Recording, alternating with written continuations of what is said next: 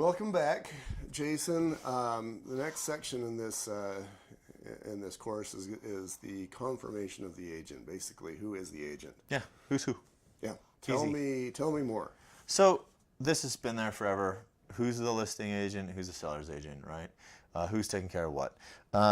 Which the listing seller is always like kind of because the seller is the buyer, and because they're selling the house to the buyer, and the listing agent is the one who has listed.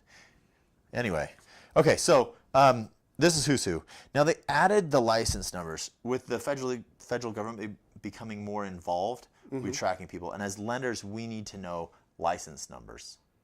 So, state of Utah is helping out with the loan process. You got to identify yourselves by name and by Utah real estate license number. Yeah, I can see how that would be important to the feds. For example, let's say you got a John Jones. And maybe there's 10 of them across the state, or 50 as the case may be. You know, just placing John Jones there is not going to be very descriptive. Yeah. Well, so we run fraud checks on everybody involved with the transaction. If there's major fraud conducted by an individual of a certain nature, they're unable to participate in mortgage transactions.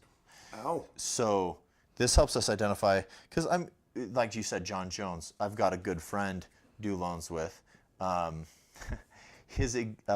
person by his exact name in the mortgage industry went to federal prison. Nice. So we had, that day we had a few people calling, asking, oh, is he okay? And we had no idea.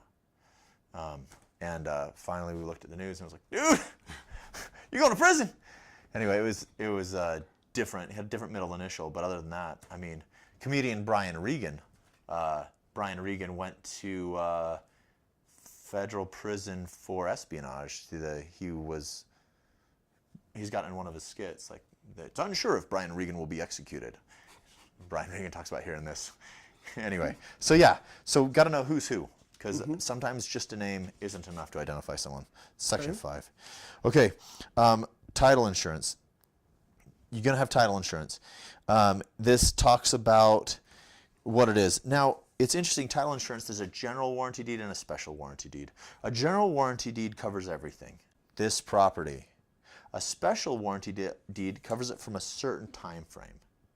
Okay. So, especially on new construction, it's really, really good to get a general, because so many people are in it for different reasons and stuff like that. You don't know who might have a mechanic's lien on it. Right. It's common to require a general warranty deed. Special warranty deeds I cover it from like the time of the previous owner's purchase to now. They'll cover that window. Title insurance always works in the past, where life insurance or other insurances work towards the future. Anyway, so they say during this time we're going to guarantee that there's no liens on the property. If there are, we've missed them, we'll cover it. That's a specific warranty deed, and then a general warranty deed covers from this date all the way back. So there's your title insurance. And 6A says long-term lease or rental agreement. So the buyer agrees to accept title of the property subject to any leases. So my friend who decided to rent his basement out to the guy from Sweden 3 years from now, they're going to take it with that condition. And then it just is a matter of throwing a wrench in the works. Yeah. Let's say they don't disclose guy from Sweden. Lawsuit. Could do a lawsuit because you've breached the contract. And then, so there's the fun wordage in here, not expiring prior to closing, or sometimes put surviving closing. So a lot of this contract, it's executed at closing. It no longer applies. Purchase price, the money's paid, that part of the contract's done, right? But these long-term or short-term rental bookings, this covers all through the future. So if you didn't disclose that you have contractually obligated to let someone else live in this property in the future, then that's the seller's obligation for non-disclosure. Okay. So, and there's horror stories about VRBO, and anyway, so and this is interesting. You would think that as soon as this, like, it's easy to think that as soon as this contract's executed, you can't accept any more bookings, right? That makes sense. But if you think about it more completely, just because they agreed to sell the house doesn't mean that they didn't agree to stop booking. Mm-hmm. As a random guess, playing dumb, how long can they accept bookings? Boy. Signed purchase contract. Yeah, that one kind of blows my mind. I'm going to say until the... Seller disclosure deadline? You would be right. Yeah, that's what I was going to say. So until the time comes when they have to disclose what's going on with the property, they can do whatever they want with the property. Mm-hmm. So at the time when they say, these are the bookings we have, the rest is free, this is the existing lease agreement on the property, this is the repairs that we've known about, they can do whatever they want until that time. Once they say, this is what's going on with the property, then again, boom, that contract, part of the contract is in place. So the disclosure requirements are greater than just the home inspection stuff that I, as the home inspector, care the most about. You know, there's other stuff that's got to be disclosed. Yeah. The Verbo stuff. Yeah. Is there anything else that comes to mind for you that is outside of the Verbo stuff and the home inspection stuff? Just, yeah, if the property has any other obligations on it, the seller disclosures. So this is the HOA, this is our rental. By the way, this roof leaked once, we repaired it now. So the seller disclosure is supposed to be anything that wouldn't be obvious by walking through the house. Yeah. Right? You have to disclose this stuff. You won't just see it.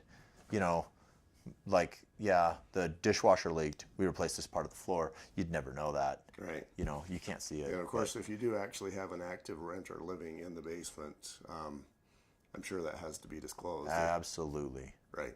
Yeah. And then that can play with loans as well, if the property is rentable or not. So, like, for instance, if you're getting like a Utah housing loan, Utah housing won't do income properties. So, like, for instance, mother-in-law apartment, right? Legally rent-outable, let's leave that alone, but they are renting it out. And you put on the MLS, this makes a great rental. You've just killed yourself for Utah housing. Right. Or if the appraiser goes through, there's tenants there, dead. Anyway, so talk to your loan officer. Title insurance. So it goes over your Alta homeowners policy. That's your standard title insurance. You got to have it. You got to have your seller disclosures, and then it goes over what the seller disclosures are. So you've got your property condition disclosure, your lead-based paint disclosure. They've added that if it's built prior to 1978, and it's clarified in the repc. Previous, I'd said if it was built in 1978 or before, get that disclosure. This clarifies before 1978. And the reason why is in 1978, federal regulations stated that no lead-based paint could be sold. It made it illegal. The reason lead-based paint is cool is because lead makes a really brilliant, fun white, and it's cheap. So it was good. They knew that lead was toxic way before then, but it was still just too cost effective. Anyway, the other problem with lead-based paint is it has kind of a sweet taste. So that's why if there's cracking or peeling paint, it has to be picked up, not just scraped off, because the chance of a toddler eating it and enjoying it is better than crayons, which can be delicious. Explains a little, right? Okay, so lead-based paint, you got to get the title, commitment for title insurance, CC&Rs, the minutes, the budget, financial statements for the HOA. These are things that you should see.